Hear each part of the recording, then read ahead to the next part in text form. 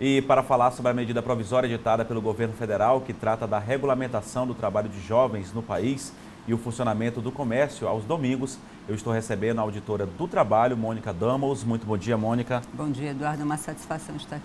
Tá ok. Obrigado, Mônica, mais uma vez participando aqui conosco para falar sobre um assunto de extrema importância que já vem sendo debatido ao longo de alguns anos aqui no país, que é essa questão da geração de emprego.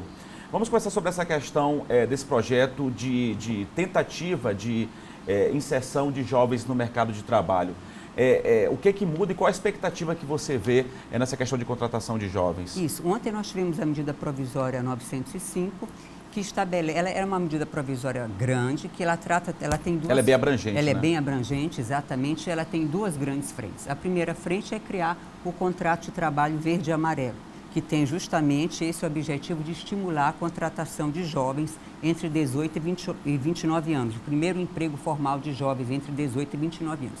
E tem uma segunda vertente também da medida provisória, que são algumas alterações na CLT, na consolidação das leis do trabalho. E aí a que se destaca é justamente a possibilidade, a autorização para o trabalho aos domingos e feriados em todos os setores da economia. Você vê como positiva essa mudança da questão dos trabalhos que podem ser realizados aos domingos e feriados, ou você vê uma sobrecarga para o trabalhador? Eu estou falando aqui em nome também dos auditores fiscais, do Sindicato Nacional dos Auditores Fiscais do Trabalho. Na nossa concepção, essa é mais uma medida que vem precarizar o mercado de trabalho, na medida em que, quando você autoriza de maneira indiscriminada para todos os segmentos, serviços, indústria e comércio, o trabalho aos domingos e feriados, você, na verdade, está afetando a dinâmica familiar. Porque os dias de feriados e domingos são os dias em que normalmente as famílias se reúnem. Principalmente as mães trabalhadoras, é o dia em que elas têm para estar no convívio familiar. Então, na verdade, essa medida, essa autorização, ela afeta diretamente essa questão do convívio familiar. Porque você percebe que hoje em dia, em alguns feriados, alguns domingos, quando são datas comemorativas, sim. há um acordo entre os empresários e os funcionários, mas essas são datas específicas, não é de forma liberada. Não, né? Exatamente. No caso do trabalho aos feriados, por exemplo, as convenções coletivas de cada categoria definem previamente quais serão aqueles feriados onde vai ser possível o trabalho. E quando há trabalho nos dias feriados, esse trabalho tem que ser remunerado em dobro.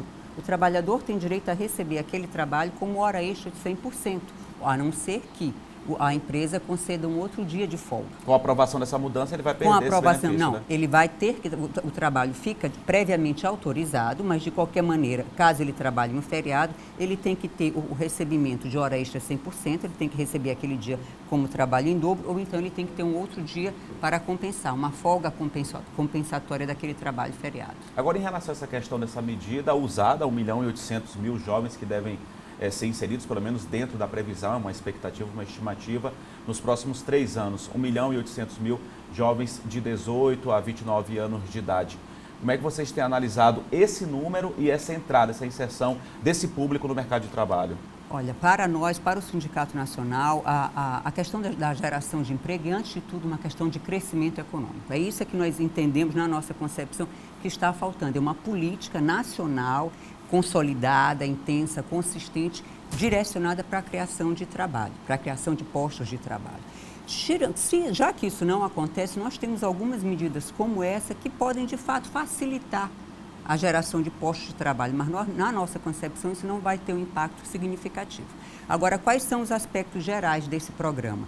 Ele é direcionado para jovens entre 18 e 29 anos, jovens que terão o seu primeiro contrato de trabalho formal, ou seja, com a carteira de trabalho assinada, e a lógica que sustenta esse programa, o contrato de trabalho verde e amarelo, é justamente reduzir o custo da contratação. E vai reduzir o custo da contratação na medida em que os empresários que irão contratar esses jovens não terão que recolher a previdência, ok? Então, eles estarão isentos de recolher a previdência sobre esses jovens. O percentual de recolhimento do FGTS cai de 8% para 2%. São contratos de trabalho por prazo determinado de até 2 anos, ou seja, quando eles forem... Temporário, né? É pré-determinado. Quando eles acabarem, não haverá o pagamento do aviso prévio, tá certo? E contratos de trabalho cuja remuneração seja de até R$ 1.500.